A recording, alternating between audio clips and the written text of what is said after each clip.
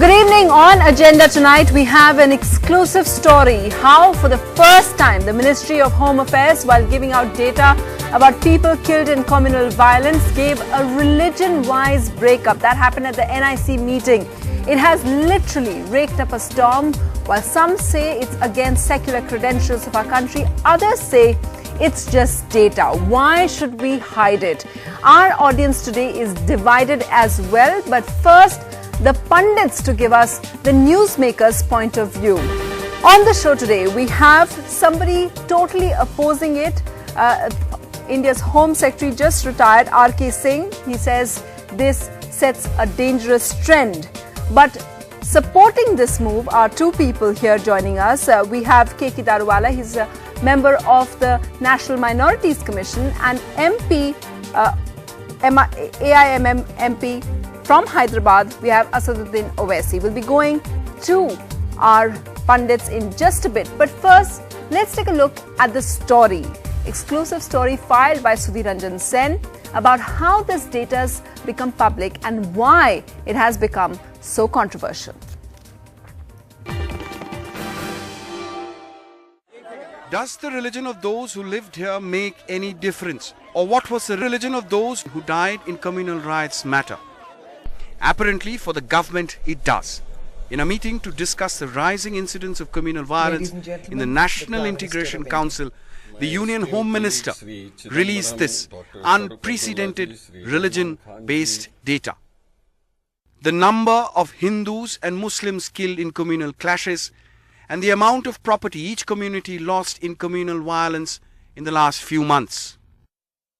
Once you give figures, and if the figures happen to be skewed, that will serve as a seed for further configuration.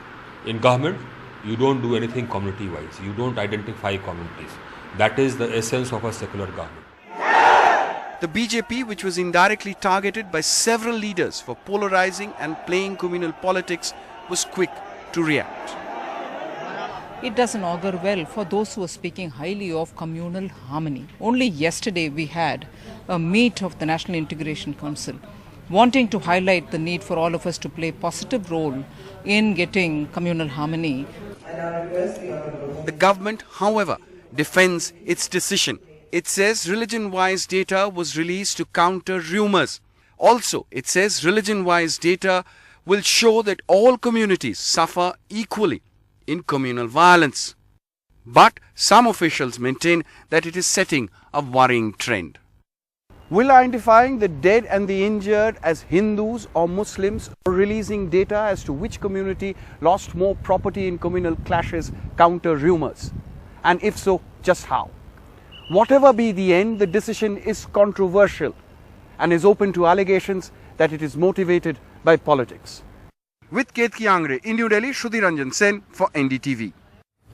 So let's just get to our first talking point emerging from that new development, the new trend. Why is religion-wise data of riots so contentious? Mr. R.K. Singh, this has been decided by your ministry, but why don't you agree with it? It was my ministry. I am retired now. Why I don't agree with it is very simple. We are a secular government. A secular government does not identify either the injured or the dead by any religion or caste or whatever. Every human being is simply a human being. Every dead person is simply a human being who has been killed, who has been murdered. Whether he is Hindu or Muslim or Christian is not something which the government should distinguish. That is one. The second thing is that releasing such data has a dangerous portent. If, for example, the data were totally skewed, then that will serve as something which will ignite passions. Once you release data community-wise, you are playing with fire. I mean, you are playing with the tendency of passions being ignited. You don't distinguish between communities at all in government, period. Full stop. Okay. Mr. Owaisi, you disagreed with that. Why? What is the point you're saying? How would you counter Mr. Singh? I would counter Mr. Singh by saying that now he's retired, he has conveniently forgotten that the last year Planning Commission came out with poverty estimates religion-wise, right? So that was right or wrong? Let Mr. R.K. Singh reply. Second point, Sachar committee was formed when Mr. R.K. Singh was in service. Sachar committee came out with empirical evidence of backwardness of Muslims. Third point is NSSO survey.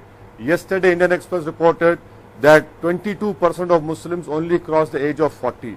Fourth, NCRB data which clearly says that in the whole nation there are 17% of Muslims who are under trials, and 22% under trials and 17% get convicted. Now the whole question over here is that we have RTI.